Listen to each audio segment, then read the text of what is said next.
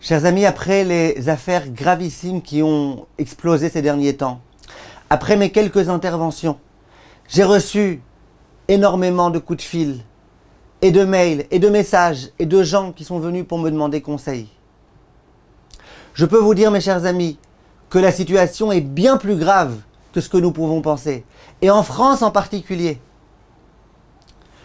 Une dame, par exemple, hier, me raconte, elle me dit, ma fille, elle commençait à avoir des problèmes psychologiques de tout ordre. J'ai voulu l'emmener chez le psychologue, mon mari s'est opposé.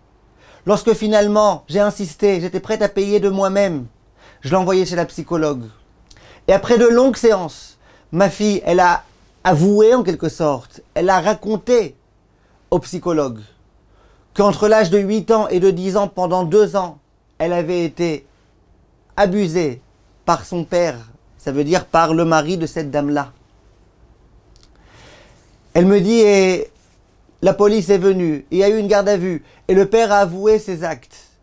La police, elle a dit à ce monsieur, vous quittez la maison, vous n'avez plus le droit de parler à votre fille, rien du tout. Cette dame-là, elle dit, et moi, évidemment, donc, j'ai gardé mes distances. Elle me dit, et évidemment, j'ai pensé aussi divorcer. D'abord parce que je me trouve avec ma fille, et que ma fille, elle est encore jeune, et que je dois m'occuper d'elle, et que si je décide de retrouver mon mari, ma fille, elle devrait être mise ailleurs.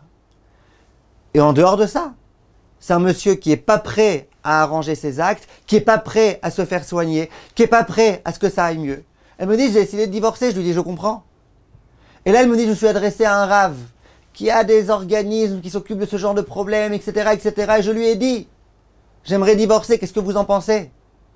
Et le rave me dit, mais non, pourquoi divorcer? Ça va, vous, il vous a rien fait. À votre fille peut-être, mais à vous, il vous a rien fait. Pourquoi divorcer? Non, on ne divorce pas pour ce genre de cas. Elle continue et elle me dit, cette dame-là, elle me dit, mais ce monsieur-là, dans le cadre de sa profession, je n'aurai pas trop de détails, il est très souvent avec des jeunes garçons, il est très souvent avec eux. Elle me dit, donc j'ai dit à ce rave-là, ben, il va quand même falloir peut-être que je le dénonce, au moins pour que les gens y fassent attention, au moins pour qu'il arrête d'exercer dans le travail dans lequel il exerce. Ce rave lui dit, ah non, non, non, il ne faut surtout pas parler, il faut se taire. On ne parle pas de ce genre de choses. Pourquoi? Parce que ce monsieur-là, c'est sa parnassa. Ce monsieur-là, maintenant, si vous parlez contre lui, va perdre sa parnassa. Ce monsieur-là, si vous divorcez, eh ben, il va être complètement détruit, littéralement. Non, vous ne pouvez pas faire du mal à quelqu'un. Alors elle lui dit, d'accord, mais imaginez qu'il abuse de ces jeunes. Jusque-là, on n'a aucune preuve qu'il s'est arrêté, qu'il a arrêté ses comportements. Qu'est-ce qu'on fait? Et ce rave lui dit, écoute, oui, je comprends que ça vous inquiète, c'est effectivement inquiétant, mais ne vous occupez pas. Son avocat, à lui, s'occupera de ça. Et en plus, dit-il, ça m'étonnerait quand même qu'il ose faire ça dans une synagogue. En plus, les parents des jeunes, ils s'occupent, ils regardent, ils vérifient. Mon œil, que c'est étonnant que cet homme-là puisse faire une chose pareille. Alors elle lui dit, non, mais quand même, pourquoi ne parlerai-je pas? C'est dangereux.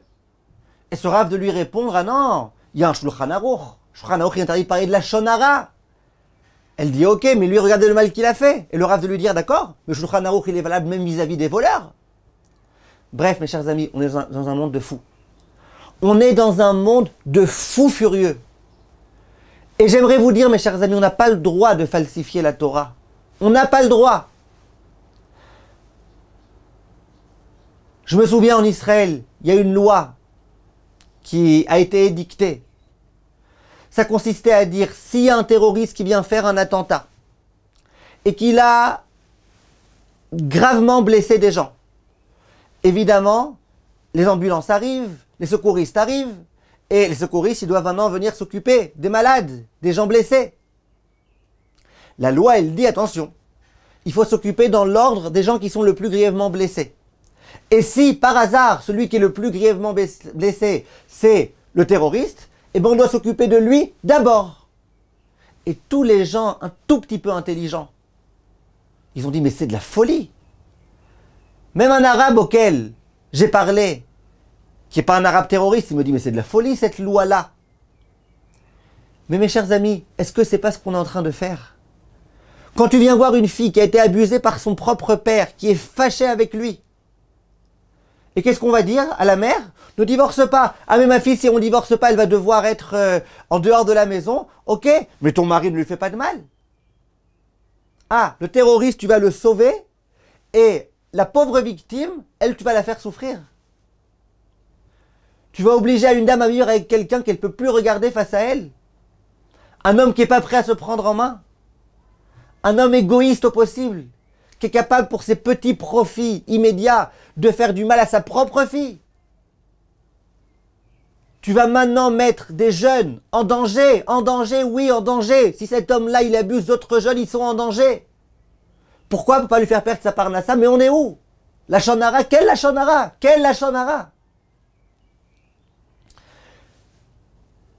Une autre dame dit voilà, moi mon mari, il me battait. Mais quand je dis il me battait, il me donnait des coups, il me battait, je me sentais en danger. Qu'est-ce que j'ai fait? J'avais pas le choix, j'ai appelé la police, qui vienne intervenir. Et puis ensuite, quand je me suis adressé à un rave, eh ben ce rave il dit mais vous êtes malade madame? Vous, une juive, vous appelez la police, vous dénoncez votre propre mari à la police. Et ce rave de dire vous voulez madame divorcer? Ok, eh ben moi je ferai en sorte que votre mari ne vous donne pas le guet. Pourquoi pas le guet? C'est ça le comportement que vous avez? Vous appelez la police? Mes chers amis, si nous-mêmes, les rabbanim, on commence à devenir fous, si nous-mêmes nous nous servons de la Torah complètement à l'opposé de ce que la Torah elle dit, eh ben c'est catastrophique. Catastrophique. Ce que je pensais être peut-être l'un des problèmes du monde orthodoxe en Israël, qu'on a envie de cacher et tout, il s'avère qu'en France c'est encore pire. Ou c'est pareil. Mes chers amis, je vous demande, diffusez ce message. Diffusez. Je sais que je prends des risques en parlant de toutes ces vérités-là. Évidemment, je ne donne pas de nom. Mais je souhaite, mes chers amis, que les vérités soient rétablies. Parce que ce n'est pas en cachant ce genre d'affaires qu'on va être sorti de ces affaires. Et au contraire, la Torah, elle t'interdit de ne pas dénoncer ce genre de personnes qui sont dangereuses. Ce monsieur-là, il peut potentiellement faire ça à d'autres personnes. S'il n'est pas en prison, ce monsieur-là, mais au moins il faut qu'il soit quelque part, il faut qu'il soit surveillé, il faut qu'il soit soigné, traité. Mes chers amis, si vous avez des doutes sur ce que je dis, adressez-vous. Appelez le Rav Asher Weiss, demandez-lui ce qu'il en pense. Appelez le Rav Moshe Sternbourg, demandez-lui ce qu'il en pense.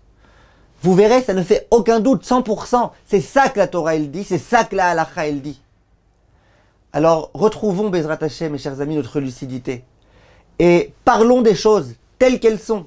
Il y a des gens malades, il faut absolument nous préserver. Yeh Ratzon qu'on entende que des bonnes nouvelles, Amen ve Amen.